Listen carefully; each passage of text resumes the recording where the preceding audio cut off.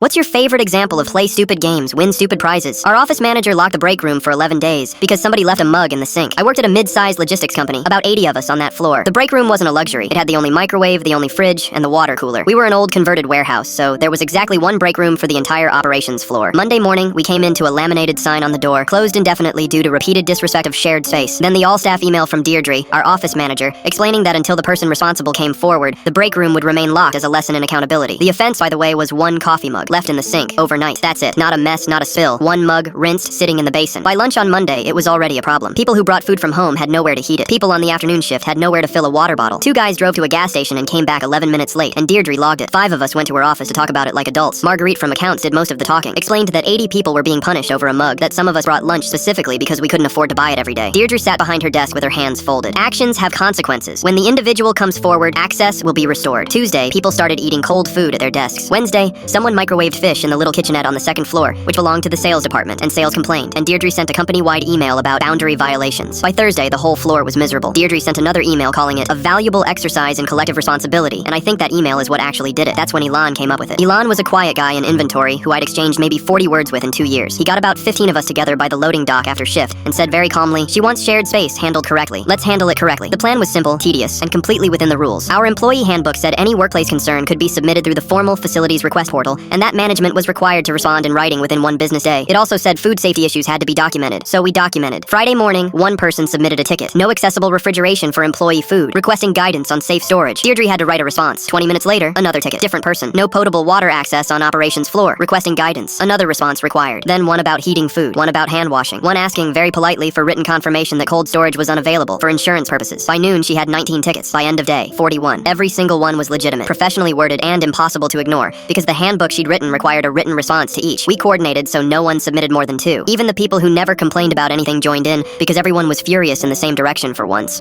Monday, she tried to get out ahead of it and sent an email saying frivolous facilities requests would be considered misuse of company systems. That was a mistake because someone forwarded that email, along with a ticket log, to HR at corporate. The tickets kept coming. By Tuesday afternoon, there were over 100, all time-stamped, all pointing at the same locked door. The breaking point was our facilities supervisor, a man named Roy who'd been there 22 years and had never raised his voice at anyone. Every one of those tickets routed through his queue. He walked into the main office holding a printout about an inch thick. We could hear him through the wall. He told her that he was now spending his entire day responding to requests generated by a door she had personally locked, that he had actual building systems to maintain, and that either the break room opened, or he'd be escalating it himself, along with a note about food safety compliance. Corporate HR called that afternoon. The break room was unlocked by 4 o'clock. No announcement, no email, no acknowledgement that anything had happened. The sign just wasn't on the door anymore. Deirdre was moved to a different site about 6 weeks later. Roy retired that spring. We got him a cake and put it in the break room, and somebody left a single mug in the sink that afternoon, rinsed, sitting there. Nobody touched it for 2 days.